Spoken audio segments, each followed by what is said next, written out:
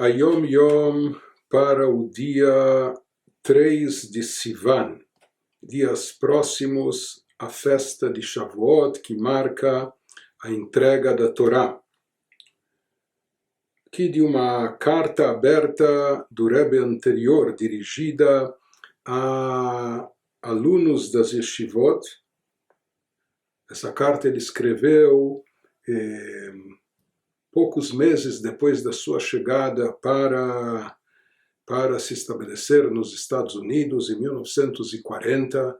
E é sabido que o Rebbe anterior, com a sua vinda aos Estados Unidos, ele simplesmente se propôs, e não só se propôs, mas de fato, por mais que tinha a sua saúde física muito comprometida e debilitada, mas ele se lançou numa campanha intensa para simplesmente revolucionar o judaísmo nas Américas, para trazer o judaísmo tradicional também para o solo americano, que isso até então era algo que não acontecia. Enfim, então aqui, nos primeiros meses da sua presença, da sua estada nos Estados Unidos, no início ele até morou em hotéis, ainda nem tinha uma residência física, uma residência fixa durante os primeiros meses da sua estada. Isso é nesse período também, mas ele já preocupado em fomentar o judaísmo, divulgar os valores e tradições, e ele já lançou campanhas, fundou instituições, se dirigia a vários setores e lideranças do judaísmo, e aqui ele também escreve uma carta antes de Shavuot dirigida aos alunos das yeshivot. Haviam algumas poucas yeshivot, não muitas, mesmo dava para contar nos dedos da mão quantas yeshivot haviam nos Estados Unidos naquela época, mas o Rebbe dirige então uma carta, yeshivot não do Chabad. O Rebbe dirige uma carta voltada aos alunos dessas yeshivot. E assim ele escreve para eles: quem examinar com profundidade o ponto de vista do Tosafot em seu comentário talmúdico, ou seja, nós temos o texto talmúdico. O texto talmúdico é composto pela Mishnah, e na sequência da Mishnah vem os comentários, análises, interpretações, debates que constam na Gemara. Então, isso é o Talmud. O Talmud muitos associam, às vezes é publicada só a Mishnah em separado, mas principalmente a Gemara é a parte mais extensa do Talmud. E na página clássica do Talmud, nas edições que foram perpetuadas, seja edições, o número da página e o formato até da página, das folhas, isso acabou se consagrando e se perpetuou com o passar dos séculos. Então, nesses volumes talmúdicos, acompanhando ou rodeando o texto da Mishnah e da Gemara, o texto do Talmud. Então, na parte de dentro da página, por assim dizer, nós temos o comentário de Rashi.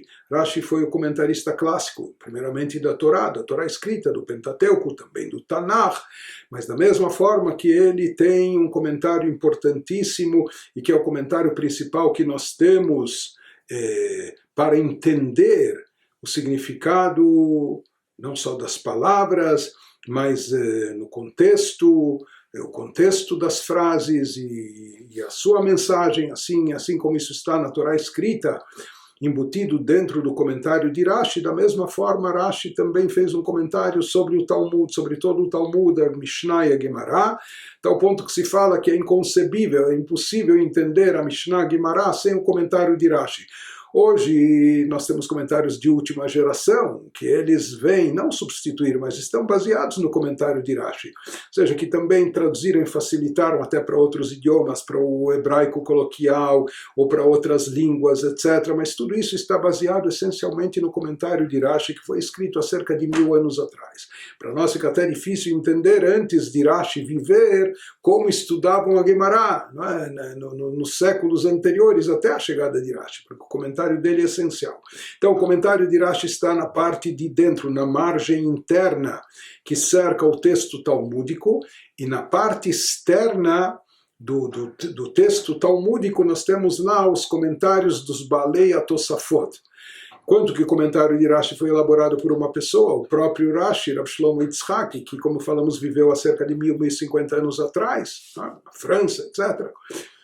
Já os comentários dos Tosafot são posteriores ao de Rashi, inclusive muitos, e não são de uma única pessoa, mas são de várias pessoas, pode-se dizer assim, uma equipe até editorial, que viveram não só em uma geração, mas foram compilados os ensinamentos, comentários, interpretações, aprofundamentos de algumas gerações, inclusive alguns dos autores do Tosafot são netos e bisnetos do próprio Rashi também, eram familiares dele. Às vezes eles discordam do comentário de Rashi, às vezes questionam, às vezes contestam, ou às vezes eles confrontam com outras passagens do Talmud, da Guimará, em outros lugares. Enfim, existe esse comentário do Tosafot. E ele nos diz que no tratado Shabbat, é o nome de um dos tratados da Guimará, Tratado Shabbat, na página 89a, lá se fala sobre a entrega da Torá, e há um Tosafot, lá há um comentário dos Tosafot, e ele nos diz, quem se aprofundar, uma vez que aqui o Rebbe está dirigindo essa carta para alunos da Yeshiva, que é uma academia talmúdica que entendem desse assunto e que se dedicam ao estudo do Talmud com seus comentários clássicos. Então, o Rebbe anterior faz referência a essa passagem no Talmud e diz que quem analisar o comentário do Tosafot lá compreenderá que a festividade de Shavuot é um momento auspicioso nas alturas. Quando chega a festa de Shavuot cada ano, no dia 6, 7 de Sivan, no calendário judaico, esse é um momento de bom agouro, de boa aceitação, um momento auspicioso nas alturas celestiais, é um momento muito propício em termos espirituais. Isso nós podemos entender, não só em termos místicos, cabalísticos, mas ele nos diz do próprio comentário do Tosafot no Talmud. Se percebe, se constata isso, quem se aprofundar naquele texto. Neste dia, Deus confunde, por assim dizer, ele distrai, confunde o anjo promotor da acusação, o acusador celestial. Existe aquele que faz promotoria, existe o Satanás, que faz promotoria contra o povo de Israel, mas existem momentos especiais que Deus deixa ele confuso, atordoado, o distrai, e ele perde o seu poder de acusar, de fazer promotoria. E um desses dias é o dia de Shavuot, onde ele fica emudecido, ele não pode fazer acusações contra o povo de Israel. Isso de forma similar a essa, por assim dizer, confusão que lhe é provocada, assim consta nos livros, que o mesmo ocorre também em momentos especiais, no dia de Rosh Hashanah, quando se toca o shofar, se fala que isso atordoa o Satanás, ou o anjo promotor, acusador, que quer trazer os pecados, as falhas dos Yehudim, e acusá-los, e reivindicar punição, Deus nos livre. Então se fala que na hora que se toca o shofar em Rosh Hashanah, isso neutraliza. E também no sagrado dia do jejum de Yom Kippur. Se está escrito nos nossos livros, que no dia do Yom Kippur, o dia do perdão, o dia da expiação, o Satã não tem força de acusar, de fazer promotoria. Então, assim como nesses dias sagrados de Rosh Hashanah, no momento especial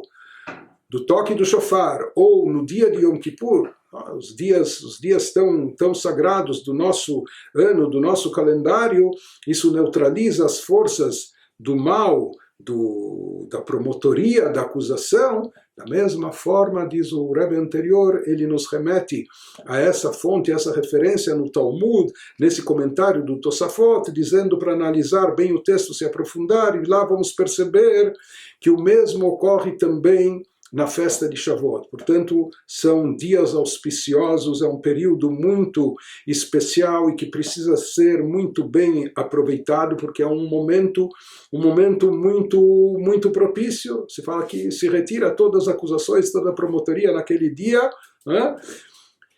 Então os portões ficam abertos para coisas positivas, a exemplo do que acontece em Rosh Hashanah, em Yom Kippur. Então, essa é a chamada do Rebbe anterior para sabermos apreciar, valorizar e aproveitar ao máximo esses dias, essa data.